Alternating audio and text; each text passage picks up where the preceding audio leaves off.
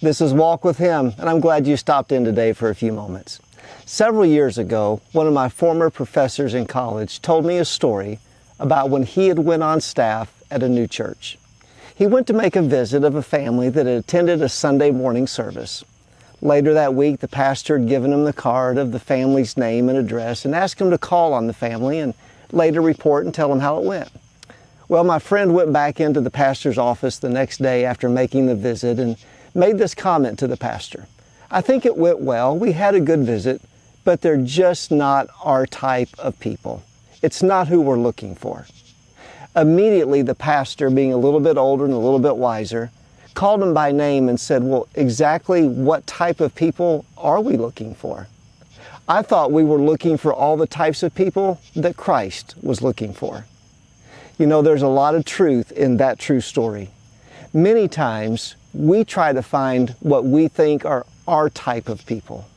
We witness and we try to encourage and help our type of people, whatever that type may be, instead of reaching Christ type of people.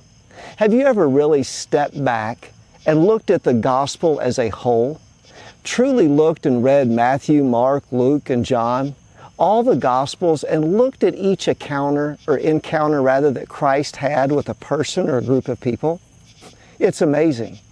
Let me share with you just a quick overview. These are the type of people that Christ hung out with. These are the type of people Christ sought. These are the type of people that Christ had encounter after encounter with. Let's start with maybe one of the least liked groups of people in the entire New Testament, the publicans. Publicans were Jews, but they were Jews who worked with the Roman government.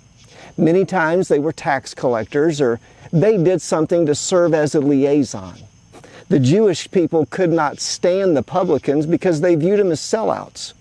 They thought that they had sold out their group of people and they were working with the Romans, who all Jews were supposed to despise. We find that in Mark chapter number 2, verses 13 and 17, early in Christ's ministry, he goes to a man's house by the name of Levi and has a dinner there. Again, the religious leaders of the day thought, who is he, eating with publicans and sinners? Later on in Christ's ministry, we see Christ eating and recognizing, Zacchaeus. I almost said Nicodemus, but Zacchaeus. We also see Christ calling one of the disciples, who was a tax collector, Matthew. We see that also in the Bible that Christ was searching out for those that were immoral, those who were living in sin many times. As a matter of fact, the first person that Christ revealed that He was the Messiah to, apart from the disciples, it was the woman at the well. And if you read the story in John chapter 4, verses 1 through 41, you'll see this a Samaritan woman was living, if you would, in adultery. And Christ even asked the Samaritan, would you give me something to drink? That was huge. To talk to a woman, to talk to a Samaritan woman, to talk to a Samaritan woman living in adultery, to talk to a Samaritan woman living in adultery and ask her to give you something to drink. You see, Jews didn't even use the same utensils that Samaritans used. They wouldn't drink out of the same cups. But Christ said, would you give me something to drink? I'll drink out of your cup. I'll talk with you. I'll sit. I'll befriend you. That's who Christ hung with. How about this? How about children? Matthew chapter number 19, verses 13 through 15. The disciples wanted to send the children away. Christ said, suffer the little children. Christ wanted the children there. Let's just go on and just get an idea. Let me just throw some of these people or groups out there. How about the mentally, if you would, unstable? The maniac that lived in Gadara, or Gadarea as some people would say. In Mark chapter 5, verses 1 through 20, we see this man running through the cemetery without a stitch of clothes on, cutting himself, hurting himself. We later learn in this situation it's because the man was demon-possessed. Nobody else would have a thing in the world to do with him. But Jesus spent His time talking to a nude lunatic in a cemetery. This is the type of people Christ sought after. This is His type. This is who he sought to give the good news of the gospel to. How about this? A woman taken in adultery, Luke chapter number 7. Again, the religious people didn't want anything to do with her. Christ defended not her sin, but her as a person. Let those of you that be without sin cast the first stone. Neither do I condemn thee. Go thy way, sin no more. When it comes to groups of people, Christ sought after the crippled. Christ sought after the diseased, the outcast, those that were perceived to be unworthy, uneducated, unlearned, unwealthy. Christ sought the uns, if you would. The despised people, the immoral people, the rejected people, the poor, the unclean, the oppressed by society. That's what publicans were. The minorities, the racially rejected, those were Samaritans. Here's my point, folks. Are we reaching Christ type, or are we trying to reach our type? Lord, help us if we think that the type of person that we should be reaching needs to fit a mold. Well, I guess maybe they do need to fit a mold. They need to be breathing. They need to be alive. After that, they are Christ type. I wonder how many churches truly make a concentrated effort, because that's what Christ did. He sought these people out. Zacchaeus, come down. I'm going to your house today. He must needs go through Samaria to sit down and talk with the Samaritan woman. Picking Levi's house out of all the houses to go eat a meal with him. Christ sought different groups of people and different minorities, people that nobody else wanted. That's who Christ was comfortable with. Are churches intentionally seeking these groups of people out? Are churches at the nursing homes? Are churches at the hospitals? Are Christians hanging out at the treatment facilities for the rehab? Or are they going down and feeding the homeless lunch?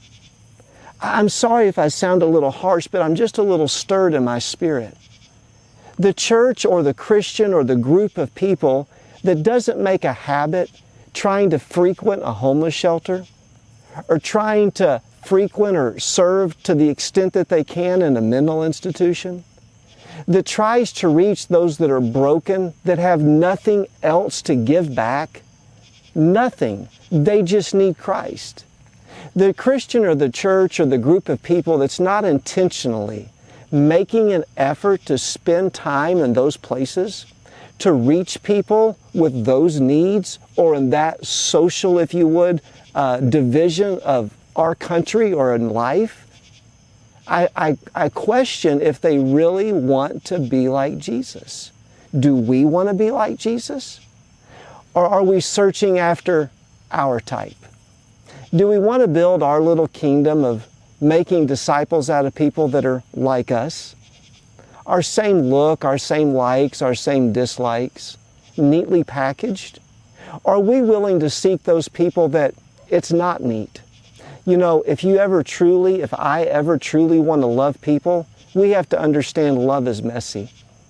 It rarely fits neatly in a nice, presentable package. It usually has some baggage with it. It's usually tough. Helping people is not an easy thing, but it's the only way to live. So again, here's my question for all of us. Are we reaching those that Christ reached, or are we reaching our type? I pray that the Lord will allow Jessica and I to reach all types of people. If God gives me strength and allows me to pastor, I know there's thousands of pastors better than I. I know there's many people who've got far greater education and their life is nice and neatly packed, and I love them and I thank the Lord for them. But I want to look out into a congregation one day, even if it's in my living room behind me, where there's people from all different races, all different backgrounds, all different needs, because we sought the needy out.